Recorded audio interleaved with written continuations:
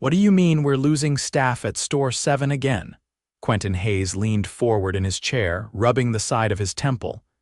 His voice was calm, but his jaw was tight. The district manager shrugged. They're saying it's burnout. But the numbers don't show anything crazy. Sales are fine, customer complaints are low. I don't know, maybe it's just a weak crew. Quentin didn't buy that. He'd built the company himself, stacking shelves and mopping floors in the first location until they could afford a second, then a third. 11 stores now, none of them franchised, all still his. But as the years passed, he'd had to pull back from the front lines. Now he was hearing things through layers of managers who didn't always see what he saw: burnout without cause, staff quitting without notice. That store had gone through 5 employees in 6 weeks. Something was off, so he made a decision. Don't schedule any interviews for me this week. I'm going to check out Store 7 myself. The district manager blinked. You mean, actually go there? I'll be applying tomorrow as a new trainee. They won't know it's me. He'd never met most of the current staff there in person. The store had hired a new manager 8 months ago, and Quentin had only seen his file. A man named Rick. A bit too polished looking for a store-level manager, but his numbers seemed stable. Quentin wanted to see what was behind them. The next morning, Quentin stepped into Store 7 wearing steel-toed boots, a faded hoodie and a ball cap pulled low. His beard was longer now, peppered with gray. He'd grown it out during the pandemic and kept it. He looked nothing like the guy smiling in the corporate founder's picture on the website. Nobody would recognize him. He walked in 5 minutes early for his trainee shift. A girl at the counter looked up and gave a polite smile. Hey, you here for the trainee spot? Yeah, Quentin. Starting today, she nodded, flipping through a paper schedule. Cool, I'm Tessa, by the way, first day, don't let Rick get to you, he's a lot. Quentin raised a brow but said nothing, just followed her through the swinging door into the back. Rick was in the office, leaning back in the chair, scrolling on his phone. He didn't look up. You're the new guy. Yeah, Quentin. Rick glanced at him, then back at the screen. Huh, thought you'd be younger. Whatever. Grab a vest from the bin and go find Damon. He's in produce. He'll tell you what to do. That was it. No welcome, no paperwork, no tour. Just a dismissive flick of the hand and back to his screen. Quentin found Damon, a tall, quiet kid in his early 20s stocking lettuce. Damon looked surprised to see him. Hey, you're the new guy. Yeah. Quentin, Damon wiped his hands. Cool. I can show you how to rotate the stock. It's not hard. Quentin watched closely as Damon worked. The kid was fast, efficient, and patient. He explained things clearly, even when Quentin pretended to mess up. Damon never got annoyed. By lunch, Quentin had seen enough to know Damon cared. He didn't cut corners. He helped a struggling coworker in frozen goods without being asked, covered a register when a cashier needed a break, all without complaining. But every time Rick walked by, Damon tensed up. 2 hours later, Quentin saw why. Rick stormed into the produce section holding a bag of brown bananas. What the hell is this? Rick barked, holding the bag like it was toxic. You call this fresh? What are you doing back here, playing house? Damon straightened. Sir, that's the old batch. I was just— Rick cut him off. Don't talk back. You're on thin ice already. If I find one more rotten thing out here, you're done. Got it? Damon opened his mouth, then shut it. His face was red.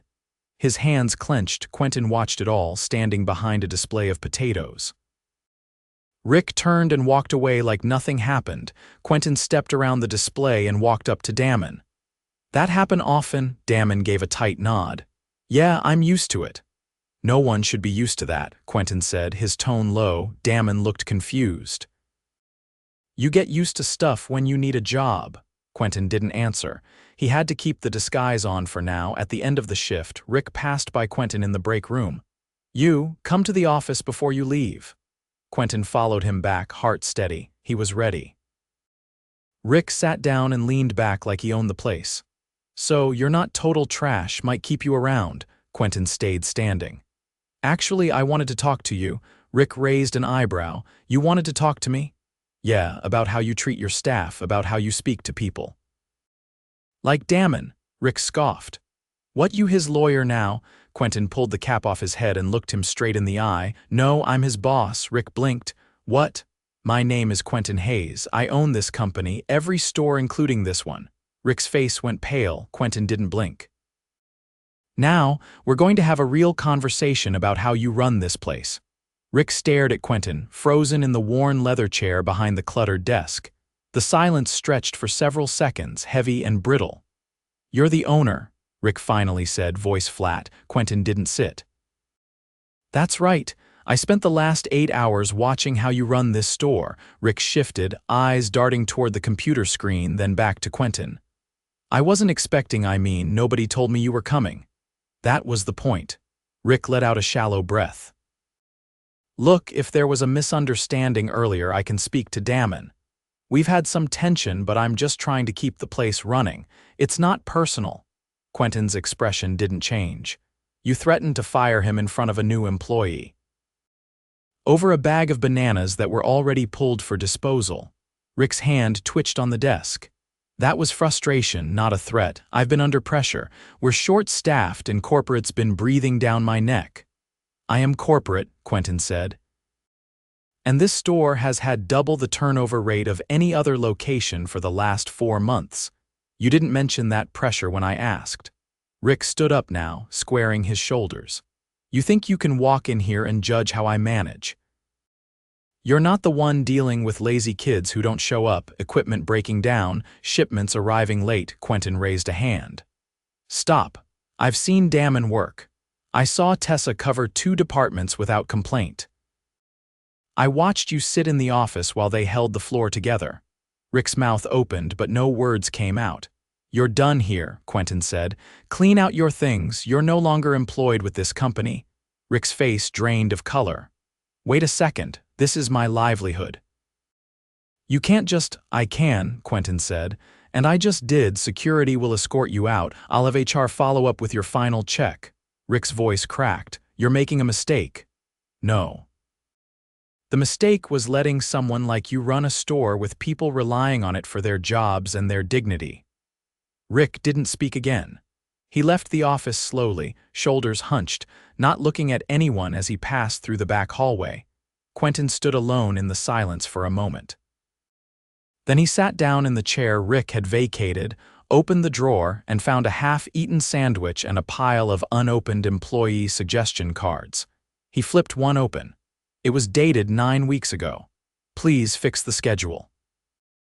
We're all doing double shifts and Rick keeps yelling when anyone asks for time off." Quentin folded it and set it aside. 10 minutes later, he stepped into the break room where Tessa and a young man with a mop leaned against the wall. "Can I speak with you both?" Quentin asked. Tessa's eyes flicked to his face, confused. "Sure, is something wrong?" "I need to be honest with you," Quentin said. "My name is Quentin Hayes. I'm the owner of this company. I've been working today undercover to understand what's going on here." Tessa straightened in shock. The boy next to her, he looked about 17, nearly dropped the mop. Neither said anything for a moment. "I saw what you're dealing with," Quentin continued. "Rick has been terminated, effective immediately." Tessa blinked. "Wait, for real?" "Yes," Quentin said. "I should have come sooner."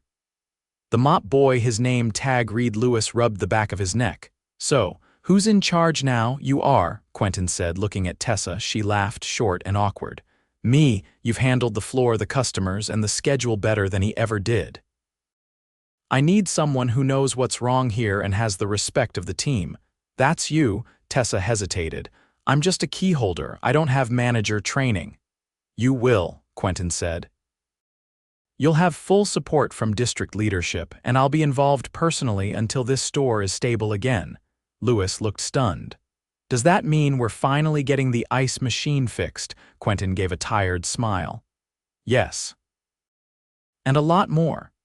He spent the next hour walking the aisles with Tessa, clipboard in hand, listening as she pointed out broken equipment, outdated signage, and staffing issues. She didn't complain, just stated facts clearly and quickly. She knew every inch of the store. They passed Damon near the dairy section. He looked up, startled, then did a double take when he saw Quentin still there. I need a word with you two, Quentin said. Damon followed him into the back hallway, looking wary. Quentin leaned against the wall. I owe you an apology. Damon frowned. For what? For letting someone like Rick represent this company. You deserved better. Damon nodded slowly. Thanks, I wasn't expecting that. You've been holding this place together, Quentin said. I noticed. Damon looked away. I just try to do my job. You do more than that, Quentin said. I want you to stay, but I also want to know what you need to make this work. Damon hesitated. Honestly, we're always short.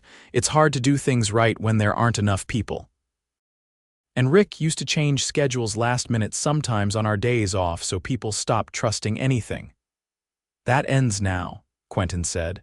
We're hiring immediately. I'll approve overtime and bring in temp coverage until we're fully staffed. You'll get a copy of your schedule a full week ahead and it won't change unless you approve it. Damon exhaled, slow and heavy. That'd help a lot. You ever think about team lead? Damon's eyebrows rose. Me, you lead already. You just don't have the title. I'd like to change that, Damon nodded. Okay, yeah, I'm in.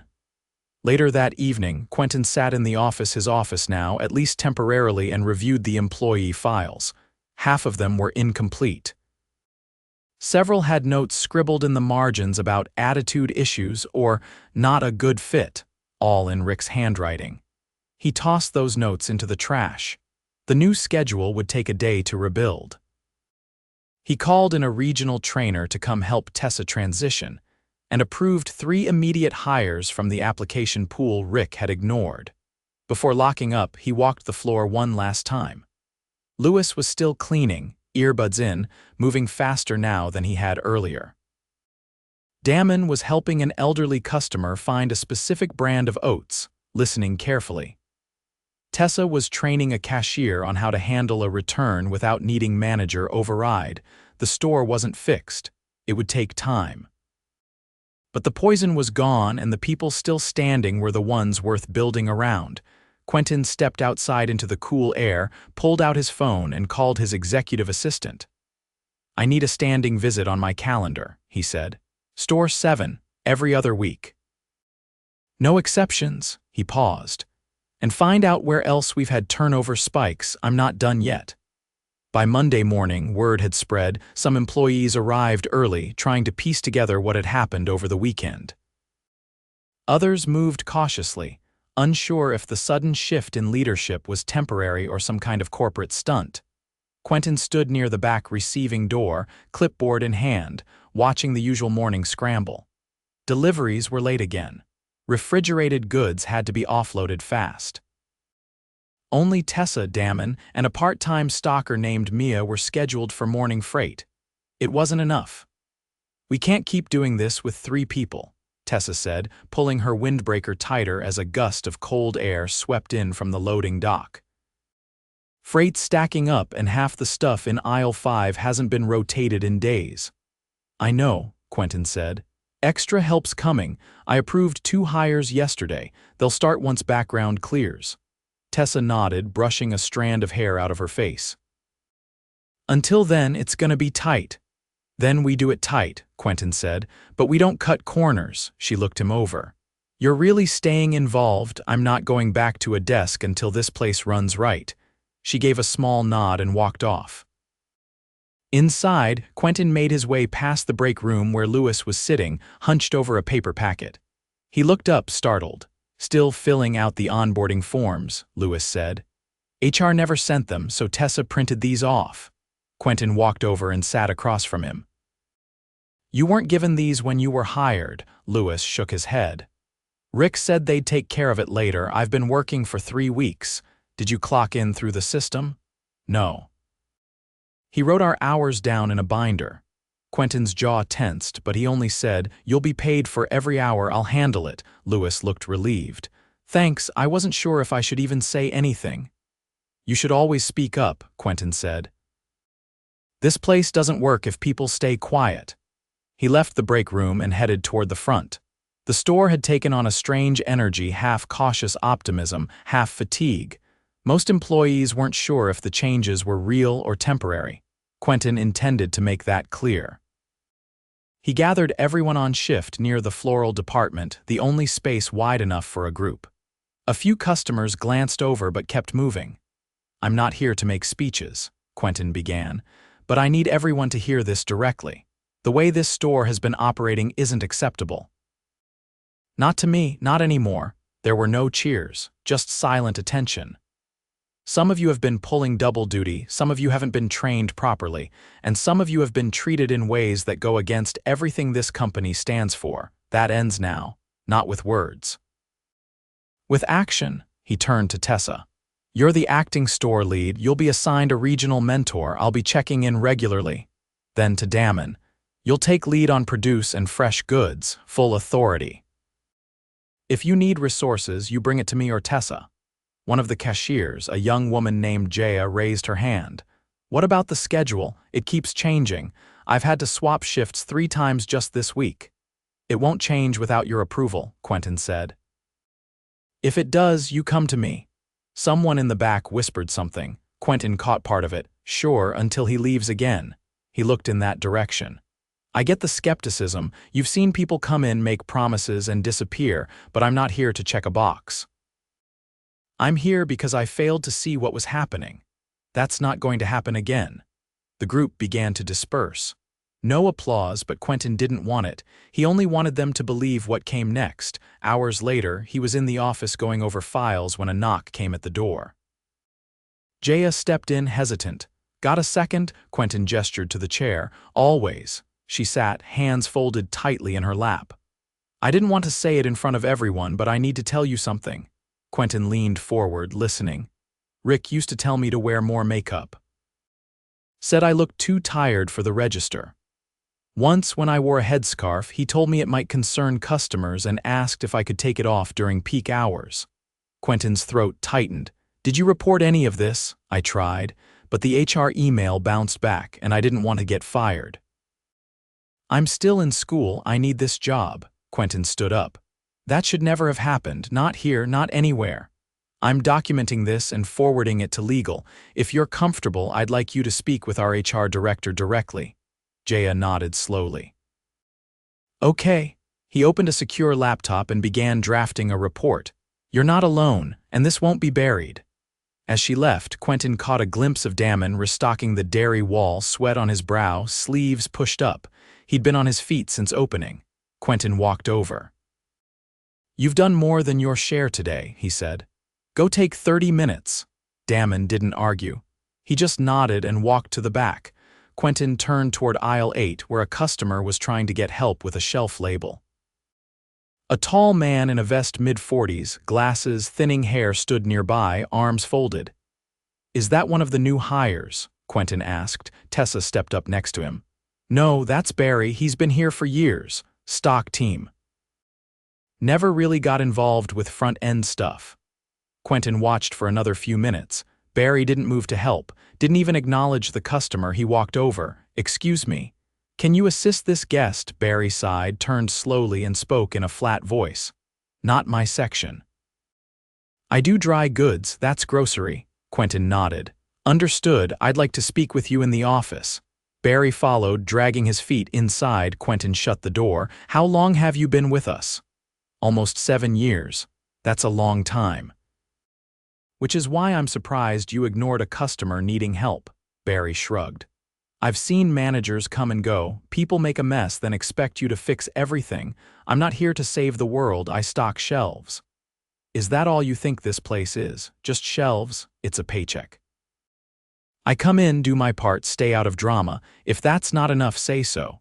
Quentin studied him. 7 years, and you've never once volunteered to train someone, never stepped up when short-staffed. Now, when we're rebuilding, all you offer is indifference." Barry's tone sharpened just slightly. "I'm not going to start pretending to care just because the boss put on a hoodie and played undercover for a day." Quentin's voice stayed even.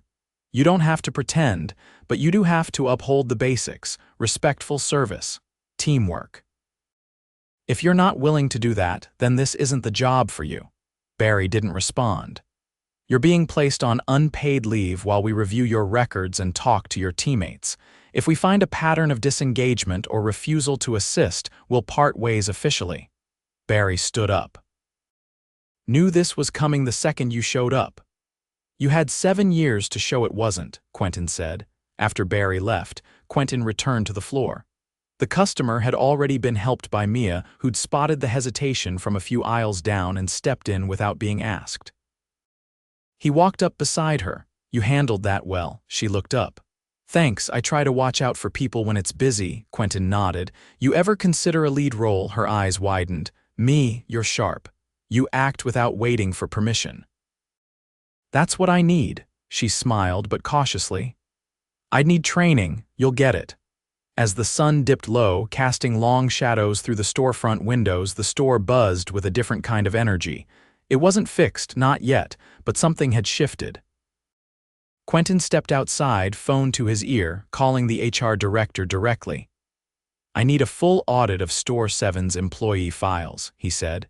And we're reopening the internal reporting system, anonymous submissions. I want everything forwarded directly to my inbox.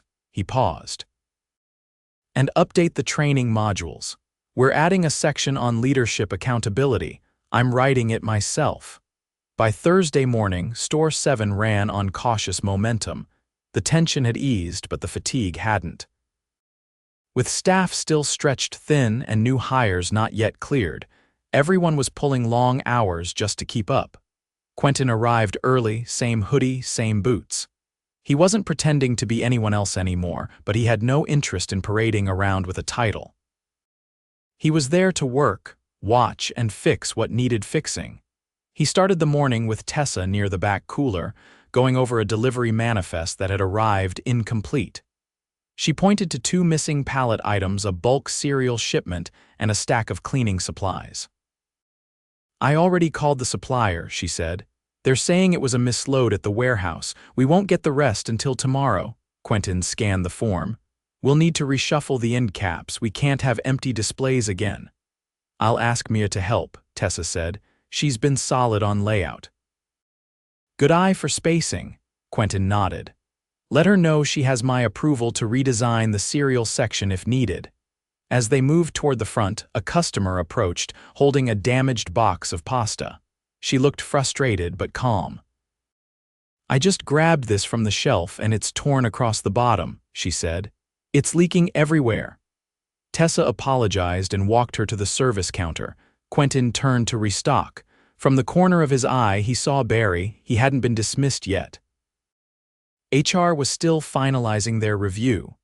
For now, Barry was on modified duty, stocking only during non-peak hours under direct observation. He moved slowly, mechanically, avoiding eye contact with anyone. Quentin walked past him without comment. Time would settle that situation soon enough. In produce, Damon was reviewing the ripeness logs for fresh-cut fruit trays, clipboard under one arm. He looked up as Quentin approached. Morning, he said.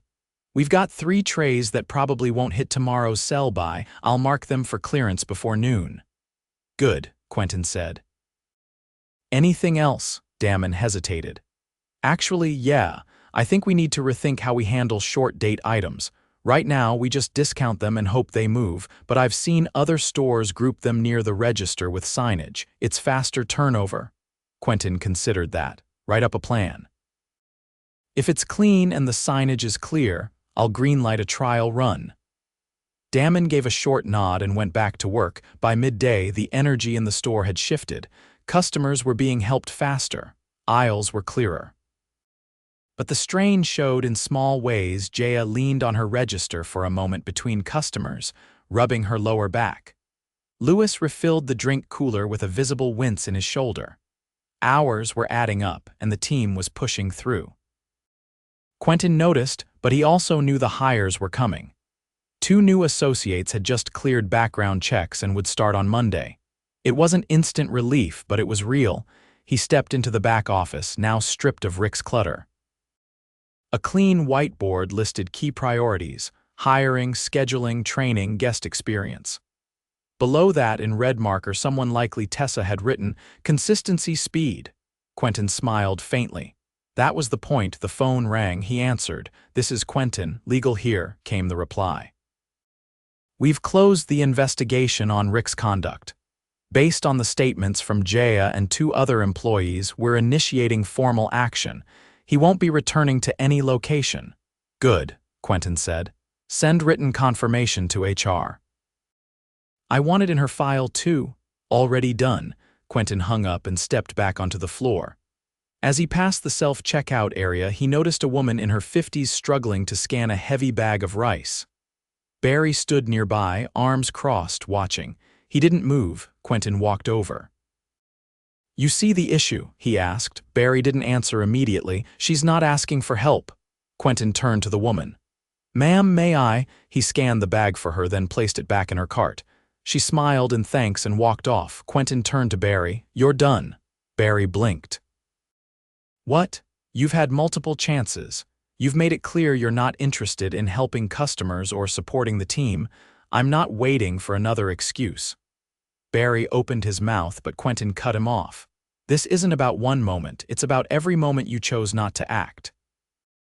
You're off the floor permanently." He signaled Tessa to escort Barry to the back. She didn't hesitate. Quentin called HR and processed the dismissal on the spot. By late afternoon, the store felt lighter. It wasn't perfect, everyone was still tired, still stretched, but there was no more dead weight dragging them down. No more hostility lurking behind the stockroom door. What remained was a team that still showed up, still cared, even when it was hard. At closing, Quentin gathered the staff near the registers. The lights dimmed to night mode and the last customer had just exited. "I know it's been a long week," he said. "I want to thank each of you for showing up when it could have been easier to walk away." No one said anything, but several nodded.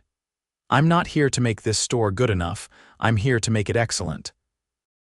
That starts by having the right people in place, and that's you. He reached into a folder and handed Tessa a sealed envelope.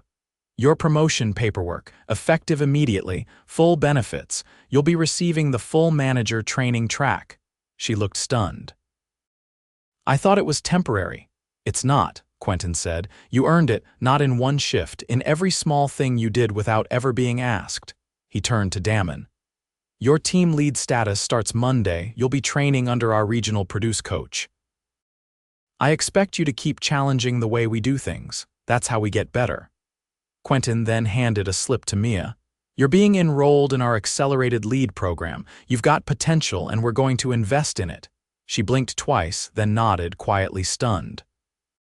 Quentin looked around the group. "I'm stepping back from daily operations soon, but this location will have a direct report line to my office. No more layers. If something's wrong, I'll know, and I expect you to speak up." Lewis raised a hand. "One question. Do we still have to wear those stiff blue vests?" Everyone laughed. Quentin smiled. "We'll talk uniform updates next month." As the team headed out one by one, Quentin lingered. He walked the empty aisles, checked the cooler temps, and ran his hand along a newly polished end cap.